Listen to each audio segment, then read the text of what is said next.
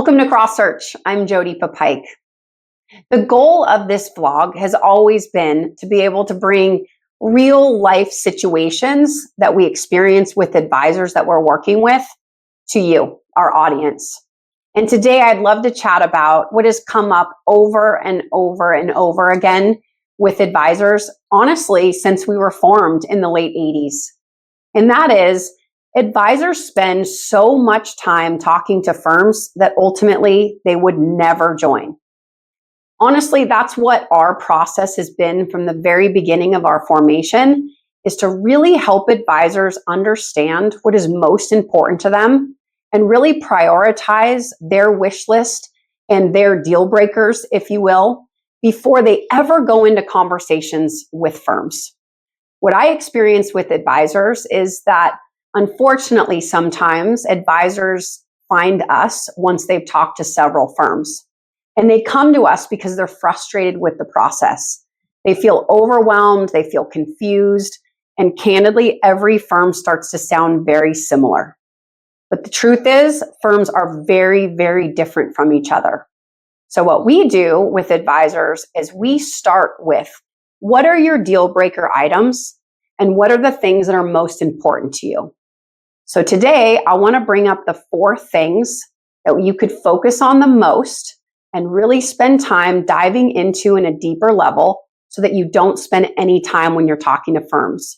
You go into conversations with firms with your priority list.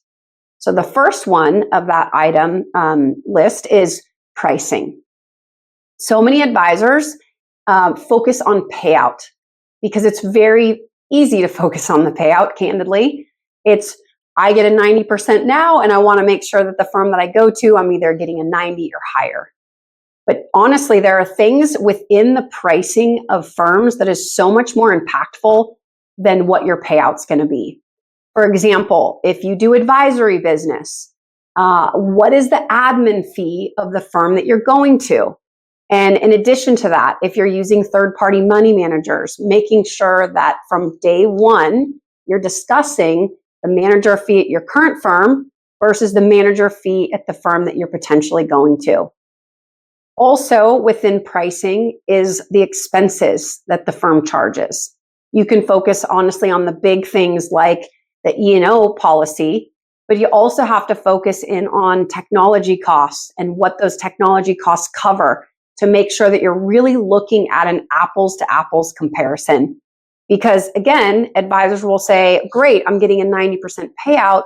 And then way later down the line, maybe weeks down the line, realize that their fees are going from $3,000 a year to $12,000 a year, just in their hard costs of affiliating with a firm.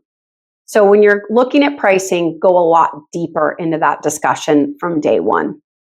The second thing is product availability.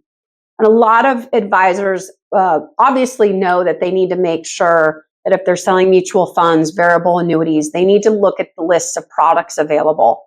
But what I find is an even more important conversation to have from day one is, what money managers are you using, if you're using any, for example.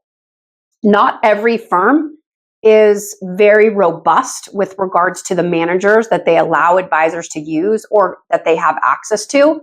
So if you're using specific money managers, bring that up from the first conversation and make sure that if those managers are not approved, that they can get approved.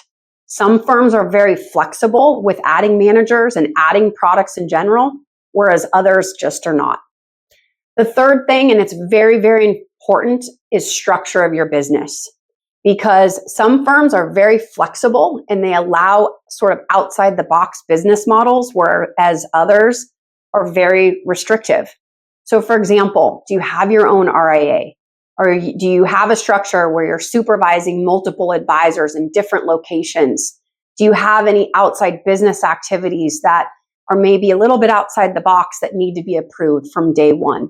So go into conversations with a detailed explanation of what your specific business looks like and make sure that it could be accommodated at a new potential firm, because that structure and understanding your structure could eliminate firms from the very first conversation.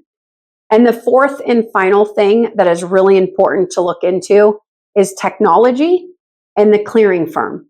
So if you are, for example, today clearing through Pershing, and you want to make sure that you keep Pershing as a clearing firm, then bring that up from the first time you're talking to a firm. If they clear through NFS, for example, or they're self-clearing, then you can eliminate that firm from day one.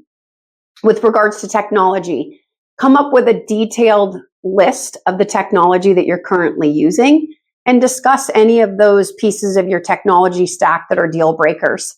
And if those are not compatible with the firm that you're considering, or they're not available, something that you really have to consider. So obviously this is really just scratching the surface with regards to your priority list and what's most important to you. Candidly, this is what we help advisors explore and focus on as our first step of our process. We go into a lot of detail with advisors about understanding their business and what's most important before we ever present firms to them. That way, candidly, our value is helping advisors save time and be most efficient in their process of selecting a new firm. So if you would ever like to explore the opportunities that are available to you, we would love to hear from you. So give us a confidential call today.